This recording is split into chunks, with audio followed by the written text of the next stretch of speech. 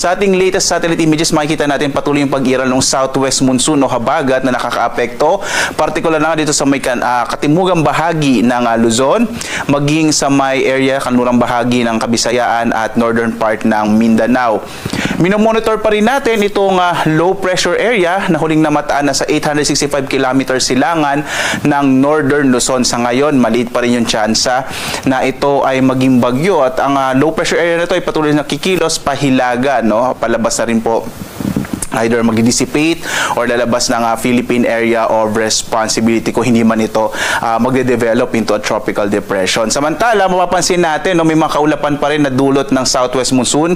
Ngayong araw, medyo maulap pa rin yung kalangitan, bagamat inaasa natin mababawasan na yung mga pag-ulan, partikular na sa malaking bahagi ng northern and central Luzon, maging sa Calabarzon, Mimaropa at gayon din dito sa may area ng Metro Manila. Samantala, inaasahan din natin ang maulap na kalangitan sa may western section ng Kabisayaan, habang ang nalalabing bahagi nating bansa, makita nyo po dito sa Mindanao, halos walang kaulapan. Inaasahan natin generally fair weather sa nalalabing bahagi nating bansa, pero posible pa rin po yung mga localized thunderstorms sa hapon hanggang sa gabi, at yung intensity po nito pwedeng mga light to moderate at times heavy rains, bagamat hindi naman natin inaasa magtatagal yung mga localized thunderstorms. So as of 5 a.m., minilabas pa rin po tayo na weather advisory. So ito po yung posibleng malakas sa mga pag-ulan pa rin, 50 to 100 millimeters sa mga pag-ulan. Partikular na nga sa bahagi ng Palawan, dulot yan ng southwest monsoon o habagat, at sa Aurora, dulot ng trough o mga kaulapan na dala ng low pressure area. So posible pa rin po, no, yung mga malalakas sa mga pag-ulan sa Palawan at Aurora